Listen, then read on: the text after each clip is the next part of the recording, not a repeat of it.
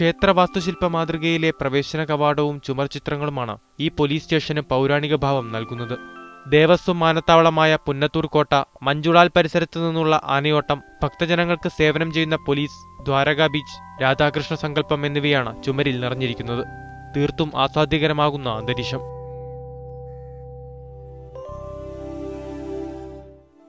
ദേവസ്വം ചുമർചിത്ര പഠന കേന്ദ്രം principal KU കൃഷ്ണകുമാറിന്റെ നേതൃത്വത്തിൽ 5ാം വർഷ വിദ്യാർത്ഥികളായ 15ഓളം പേരുടെ കരവിരുതാണ് കേരളത്തിലെ ആദ്യ ടെമ്പിൾ പോലീസ് സ്റ്റേഷന്റെ സൗന്ദര്യവൽക്കരണം. സ്റ്റേഷനകത്ത് കടന്നാൽ സംഗീതത്തിന്റെ താളമിടാം. 24 മണിക്കൂറും സെമി ക്ലാസിക്കൽ സംഗീതമൊഴുകുന്ന സംവിധാനമാണ് ഇവിടെ ഒരുക്കിയിരിക്കുന്നത്. ക്ഷേത്ര പരിസരത്ത് സർക്കാർ ഇത്തരമൊരു സംവിധാനം ഗുരുവായൂരിന് നൽകിയപ്പോൾ അത് നാട്ടുകാർ ഉത്സവത്തിമിർപ്പിലാണ് ഏറ്റെടുത്തത്. ഗുരുവായൂർ നഗരസഭ, കണ്ടാണശ്ശേരി പഞ്ചായത്ത് എന്നിവ ഉൾപ്പെടുന്ന സ്റ്റേഷൻ വിഭജിച്ചാണ് ക്ഷേത്ര പോലീസ് സ്റ്റേഷൻ സ്ഥാപിച്ചിരിക്കുന്നത്.